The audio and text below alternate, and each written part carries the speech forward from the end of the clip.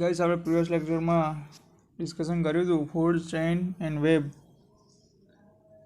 તો guys food chain and web તો કોઈ બી પ્રાણીની તમે વાત કરો, કોઈ બી ઇન્સેક્ટની વાત કરો તમે, તો ગાઈસ એકબીજા પર ડિપેન્ડન્ટ હોય.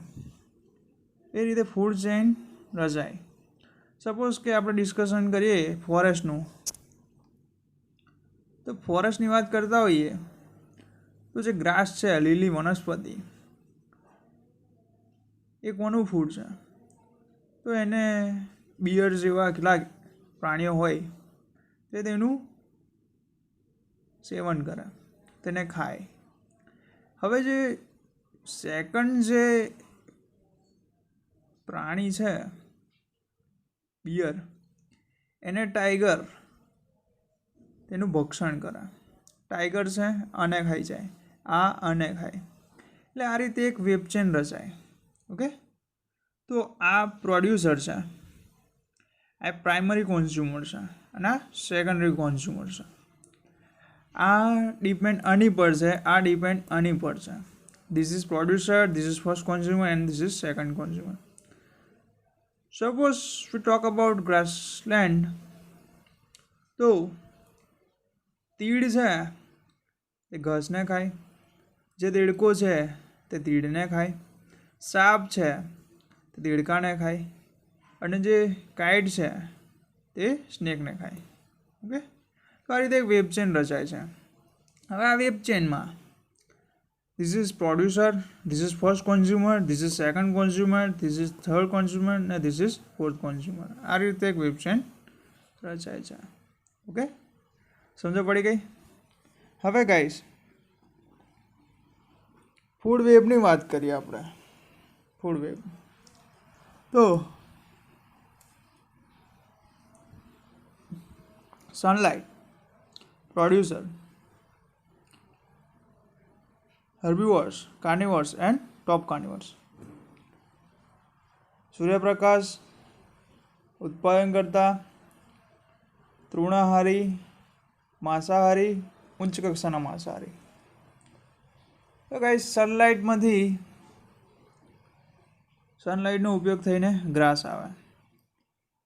હવે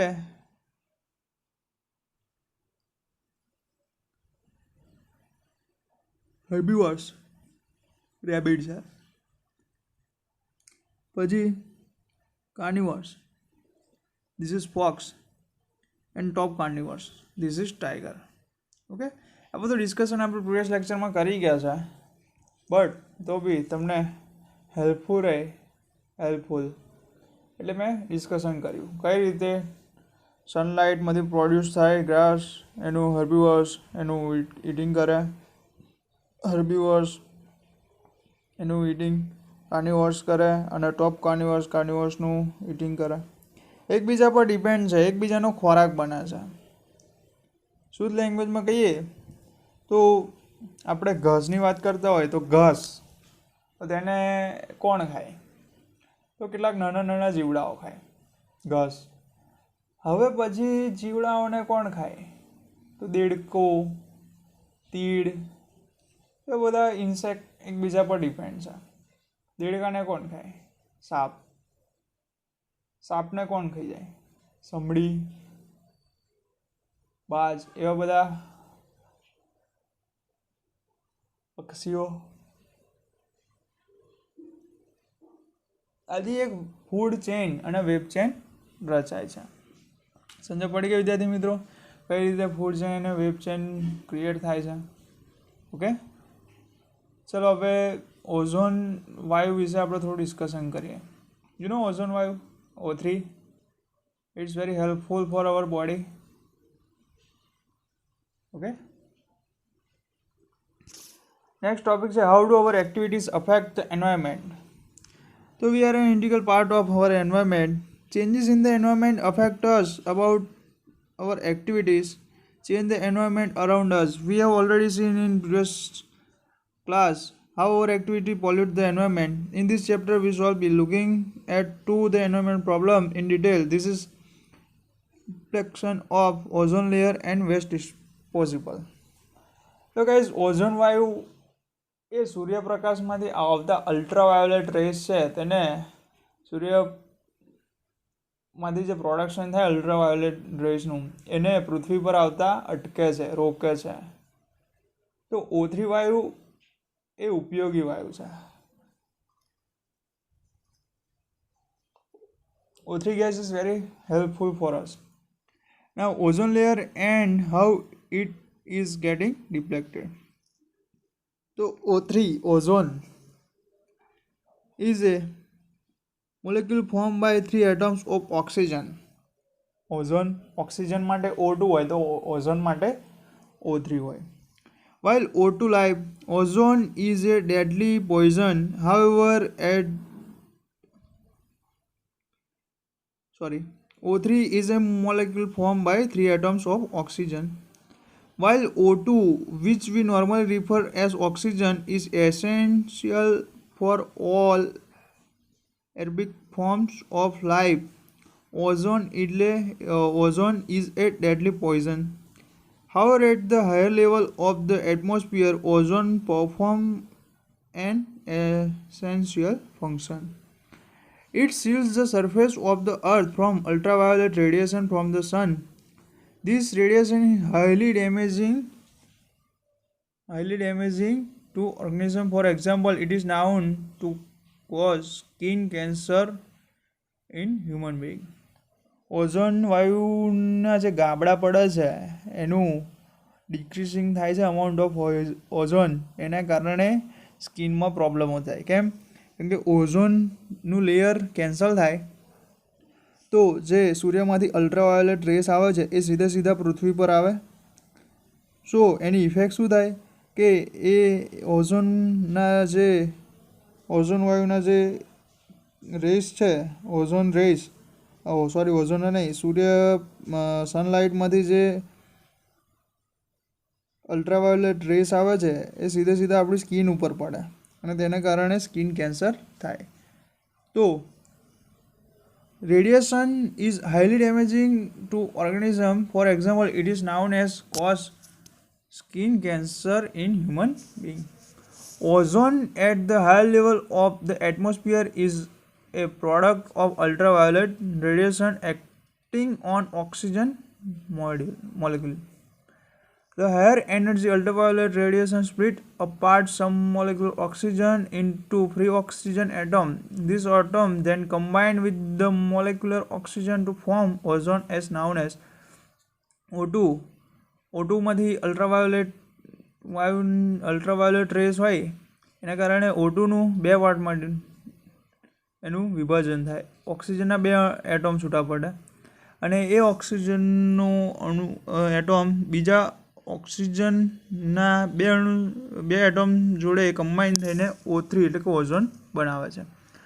The amount of ozone in the atmosphere began to drop sharply in 1980s.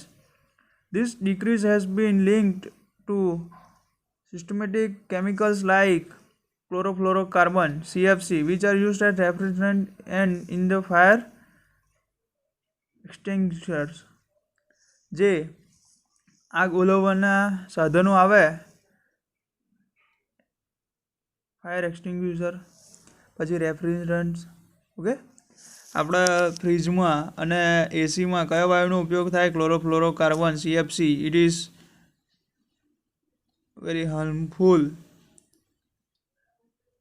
gas to decrease ozone layer, which are used as refrigerant and in fire extinguishers. In 1987, the United Nations Environment Programme succeeded in forging an agreement to freeze CFC production at 1986 level. It is now mandatory for all the manufacturing companies to make CFC-free refrigerants throughout the world. અત્યારે જે refrigerant એસી અને fridge બનાવે છે તે totally CFCથી મુક્ત હોય તેનો નિર્ણય 1986માં લેવામાં આવ્યો હતો. Okay, you all guys understand the Gujarati language, so I prefer Gujarati language first If you have any query, then please suggest me to use English language, because if you understand very well in Gujarati language, then you will write directly in English language. Okay, and we are all Gujarati. Okay, guys.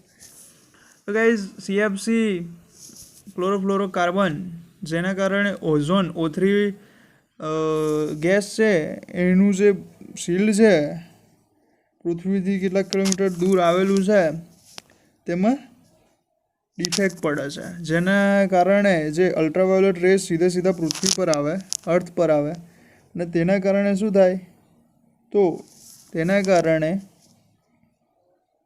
Skin cancer થાય. Okay, બીજું છે second, managing the garbage we produce. In our daily activity, we generate a lot of material that are thrown away. What are some of this waste material? What happens after we throw them away? Let us perform activity to find answer this question. Okay, કેટલીક activity આપી છે. તો guys હવે એક્ટિવિટીની જરૂર છે નહીં, આપણને ખબર છે વેસ્ટ મટીરિયલ આવે તો એનું આપણે રિસાયકલ કરીએ, કેટલીક પછી આપણે તેમાંથી બાયોગેસ પ્લાન્ટનું નિર્માણ કરી શકીએ. બહુ બધી એક્ટિવિટી છે જે આપણે કરી શકીએ છીએ વેસ્ટ મટીરિયલ જોડે. સપોઝ કે કોઈ કાગળ છે એનું તમે ઉપયોગ નથી કરી શકતા, તો એનો ઉપયોગ તમે એસેન્શિયલ કેટલીક ચીજ વસ્તુઓ હોય, ધારો કે કોઈ હળ પૂઠું છે એ વેસ્ટ થયું, તો તેનામાંથી તમે એક ગાર્બેજ બેગ બનાવી શકો. You know very well how to use recycle the material. Okay guys. Okay guys, by definition importance, substances that are broken down by biological processes are said to be biodegradable, and substances that are not broken down in the manner are said to be non-biodegradable. સમજ પડે છે? આ બે definition important છે. તો આ જે 3-4 માર્કનું chapter હતું, જેમાંથી ઓનલી ફૂડ ચેઇન જ પૂછાય છે. આઈએમપી ક્વેશ્ચન એક જ છે, food chain and food web, 2 question જ આઈએમપી છે. તો આજે પૂરું કર્યું આપણે, કંઈ છે નહીં ચેપ્ટરમાં. હવે ગાઈઝ આનું એક્સરસાઇઝ તમે તમારી નોટબુકમાં કમ્પ્લીટ કરજો. ઓકે, કંઈ બી ક્વેરી હોય તો તમે મને પૂછી શકો છો. Thank you so much guys. C you in next lecture.